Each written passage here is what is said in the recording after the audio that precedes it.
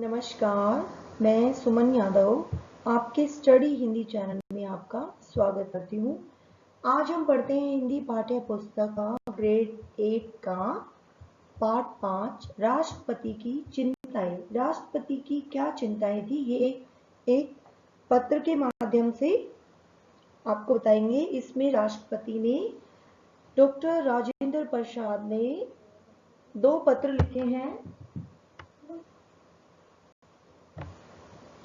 पहला पत्र लिखा था उन्होंने माननीय श्री के.एम. मुंशी जी, खाद्य एवं कृषि मंत्री भारत, और दूसरा पत्र लिखा था उन्होंने माननीय पंडित जवाहरलाल नेहरू, प्रधानमंत्री। इसमें राष्ट्रपति की 2 चिंताओं को उन्होंने पत्र के माध्यम से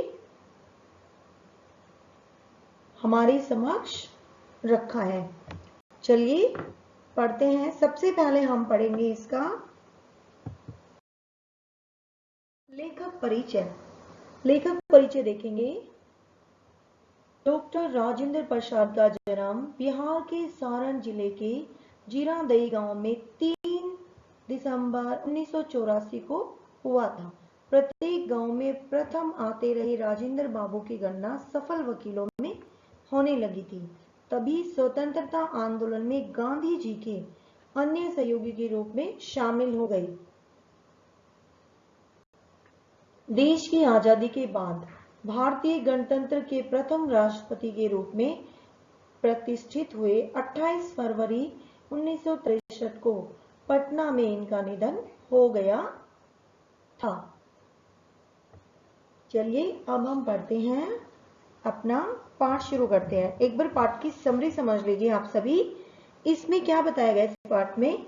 डॉक्टर राजेंद्र प्रसाद भारतीय गणतंत्र के पहले राष्ट्रपति चुने गए थे। 1950 से 1962 तक उन्होंने इस पद को सुशोभित किया।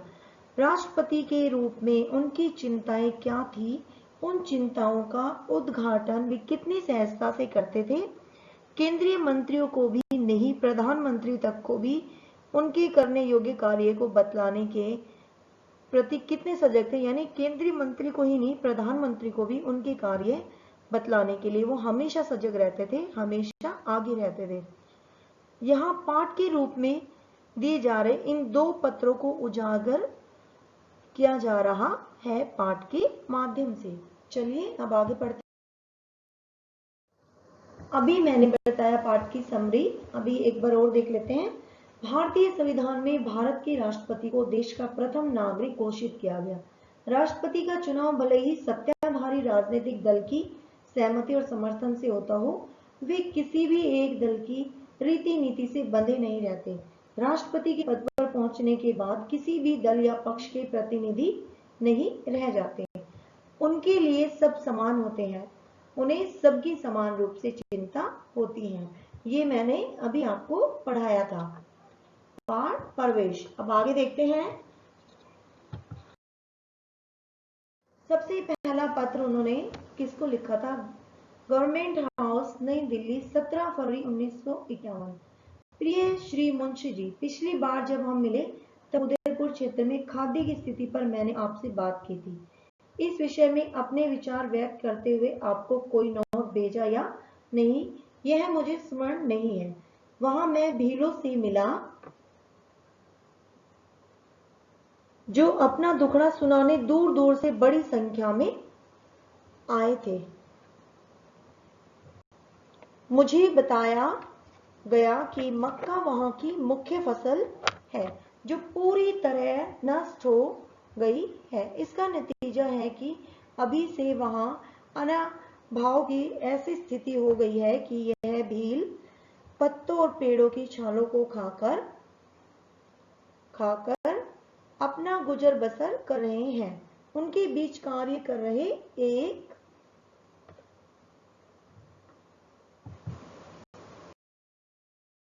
व्यक्ति ने मुझे बताया कि अब वे अपने मवेशी मारने लगे हैं। इसका मतलब हुआ कि यदि अभी पेट भरने के लिए बड़े पैमाने पर ढोर डंगर नष्ट किए जाते हैं तो वही पशुओं की कमी हो जाएगी। यानी कहने का मतलब है ढोर डंगर जो पशु हम रखते हैं, जैसे भैंस हो गई, गाय होगी और भील होगी। भील क्या था? मध्य भारत में पाई जाने वाली एक जंगली जाति। ढोर डंगर होता है गाय, भैंस, बकरी, पालतू पशु। भारवाही पशुओं की कमी हो जाएगी, जिसका असर अगले मौसम की खेती पर भी पड़ेगा। मैं कुछ कार्यकर्ताओं से भी मिला, जिन्होंने मुझे बताया कि पहाड़ी क्षेत्र के ठीक बाहर खुली जगह में जहां अच्छी की उपज की उम्मीद थी, टिड्डियों ने आकर काफी फसल बर्बाद कर दी और इसके ऊपर पाला पड़ा, जिससे और भी क्षति हुई। अन्य स्रोतों से मुझे ज्ञात हुआ कि केवल उदयपुर क्षेत्र में ही नहीं, बल्कि राजस्थान के अन्य इलाकों में भी खाद्य की बहुत कमी है। राशन घटाकर 6 औंस कर देने के विरोध में किशनगंज स्टेशन पर हुए प्रदर्शन के विषय में मैं पहले ही बता चुका हूं। आशा करता हूं कि इस बात पर आपका ध्यान है। यह सब मैं आपको उलझन या परेशानी में डालने के लिए नहीं, बल्कि जो स्थिति मैंने देखी उसकी जानकारी देने के लिए लिख रहा हूं, ताकि विशेषकर उन क्षेत्रों में जहां के लोग अन्य इलाकों के वासियों की भांति मुखर नहीं है, राहत पहुंचाने के लिए जो कुछ संभव हो आप कर सके। आपका राजेंद्र प्रसाद, माननीय श्री के.एम. मुंशी, खाद्य एवं कृषि मंत्री, भारत। ये उसका पहला पत्र था जो उसने खाद्य एवं कृषि मंत्री को लिखा था। अब हम पढ़ते हैं नेक्स्ट पत्र, ललित कलाएं बचानी होगी। ये पत्र उसने प्रधानमंत्री को लिखा था। राष्ट्रपति भवन, नई दिल्ली, 28 अक्टूबर 1951। प्रिय जवाहरलाल जी, कुछ दिनों से मैं इस बात पर विचार कर रहा हूं कि किस प्रकार हम अपने देश के ललित कलाओं, संगीत, चित्रकला इत्यादि को बढ़ावा दे सकते हैं। पहले भारतीय रजवाड़े तथा कुछ बड़े जमींदार कुछ ऐसे कलाकारों को अपने दरबार में स्थान देकर इसका भरण पोषण करते थे। यद्यपि इस व्यवस्था का दुरुपयोग भी होता था, फिर भी कुछ मिलाकर यह कलाकारों को प्रोत्साहन देने का काम करता था। अब जबकि रजवाड़े और जमींदारियां सब खत्म है, कलाकारों की भरण पोषण का यह स्रोत समाप्त हो जाएगा और एक खालीपन बन जाएगा, जिससे मेरी समझ से कुछ हद तक हम भर सकते हैं। देखिए आगे अपने पत्र में क्या लिखता है प्रधानमंत्री। मेरा विचार है कि प्रतिवर्ष उत्कृष्ट कलाकारों को अखिल भारतीय मेडल, खिल्लत तथा कुछ नगद के रूप में पुरस्कार देने की प्रथा आरंभ करना उचित होगा। ये प्रतियोगिताएं हम विभिन्न राज्यों में प्रारंभ कर सकते हैं। राज्यों द्वारा चुने गए श्रेष्ठ कलाकार आकर दिल्ली में अपनी कला का प्रदर्शन करें और उनमें से